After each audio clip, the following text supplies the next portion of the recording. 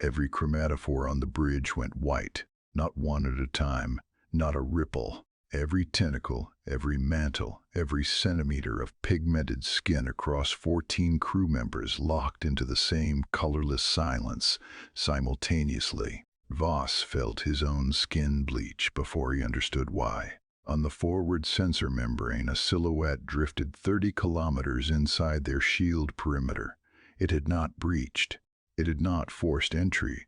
It was simply there, the way a stone is there at the bottom of a lake. And then it spoke. If this is your first time here, you're about to fall into something you won't want to leave. What would you do if something appeared inside your last line of defense?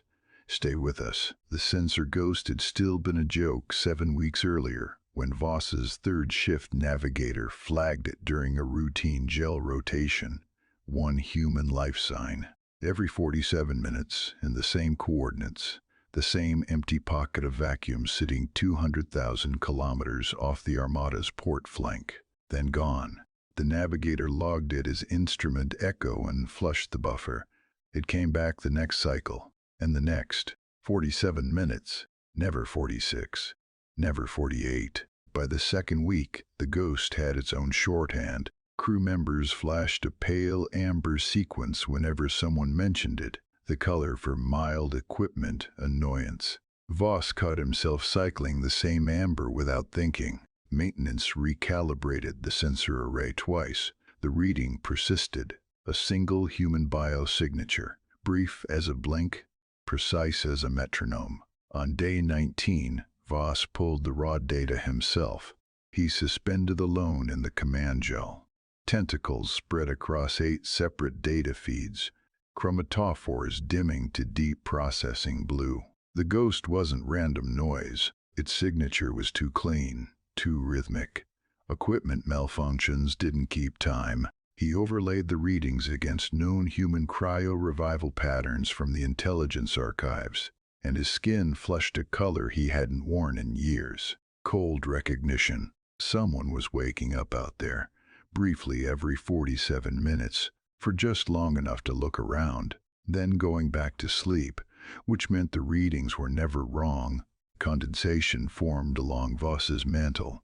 Tiny beads of moisture gathered on his chromatophores, rolling down skin that should have been thermally regulated by the command gel to within 1/100th of a degree. His body temperature had dropped on its own.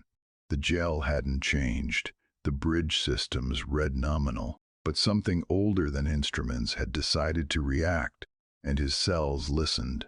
He summoned his signals officer, a young Ulkari named Tane, whose skin still moved too fast when she was nervous. Flickering greens and silvers chased each other across her tentacles as she reviewed his analysis. "Chromatarch," Tane said, through a burst of sharp orange. "If this is a passive vessel, it has been watching our active scans for the entire deployment." Voss held still. He understood what she was telling him, but he needed her to finish. Tane's colors slowed, the way they did when she was building towards something she didn't want to say. "Our scanners broadcast position with every ping. Active detection is a beacon.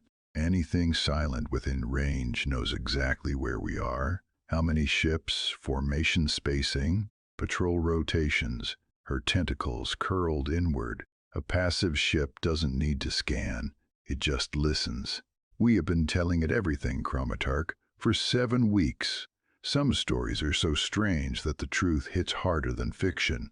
Tomorrow, you'll find out just how much stranger it gets." Voss ordered the Armada to target the Ghost's coordinates. 12 capital ships oriented their primary batteries on a single point in empty space and fired in unison. The vacuum lit white. Sensors cleared.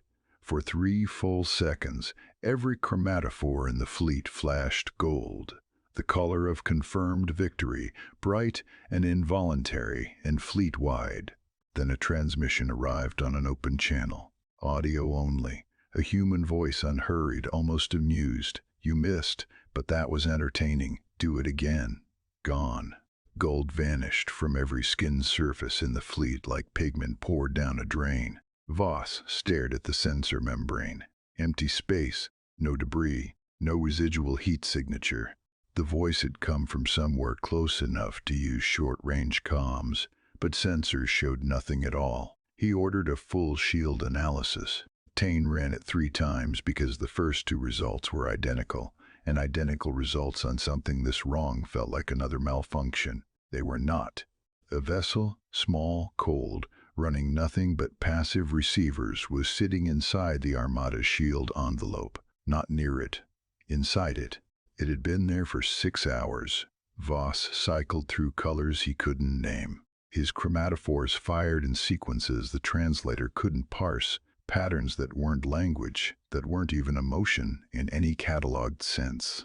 14 crew members watched his skin and understood nothing. For the first time in Voss's career, his body was speaking, and no one, including himself, knew what it was saying. He opened a channel, tight beam, directed at the coordinates where the shield analysis said something should be. He didn't know what frequency humans preferred for conversation. He used all of them.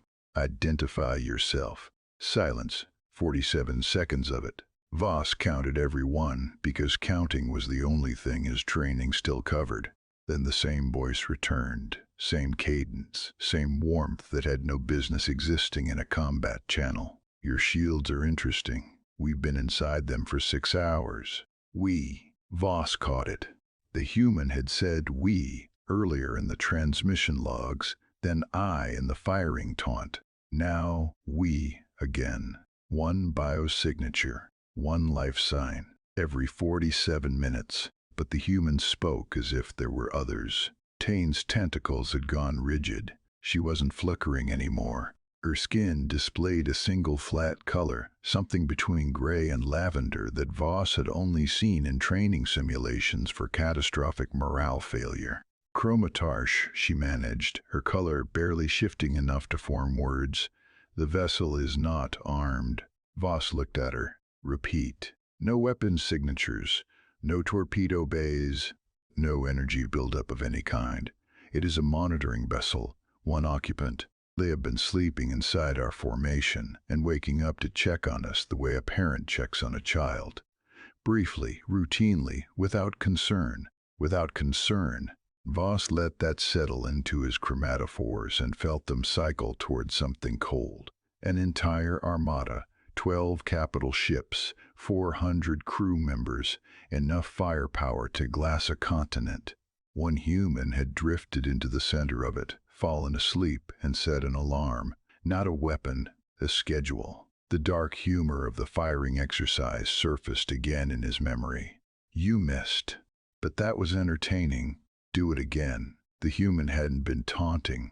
Voss understood that now, and the understanding made it worse. The human had been genuinely amused, the way someone might be amused by a loud noise that startled them during a nap. Briefly annoyed, briefly entertained, then back to sleep.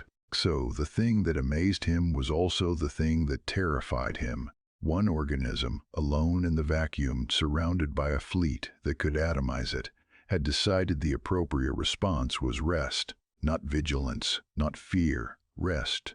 The confidence required for that, or the indifference, or whatever it was that humans carried in their biology that allowed them to close their eyes in the dark surrounded by predators. Voss could admire it. He could study it. He could write it into 100 tactical reports. He could never stop being afraid of it. And now, in the command gel, with every chromatophore on every crew member locked in white silence, the sensor ghost reappeared. Same coordinates, same signature. 47 minutes exactly since the last reading. The human had gone back to sleep, inside their shields, after being detected, after being fired upon, after revealing themselves on an open channel. The human had simply resumed the schedule. Voss stared at the reading until his skin found a color. It took a long time. When it finally came, it was a shade the Ulkari language had no word for. Something his crew would later describe to their families as the color you become when you realize the ocean you've been sailing has been watching you back. Tane broke the silence first. Her voice came through as barely tinted amber, almost a whisper in color. Chromatarch, what do we do? Voss watched the censored ghost hold steady for 11 more seconds. Then it vanished. 47 minutes from now, it would return. He knew that with the same certainty he knew his own heartbeat. "We wait," he said. His chromatophores settled into a deep, unsteady blue, and we stopped scanning. On the forward membrane, the ghost's coordinates blinked once in the log, then archived themselves automatically. 47 minutes. A rhythm older than their fear, patient as gravity, already counting down. That human is still out there, sleeping in the dark between stars. If that thought keeps you up tonight, come back tomorrow. We'll be here too. Awake, at least. What would you have done if you were Voss? Would you keep scanning, or go quiet?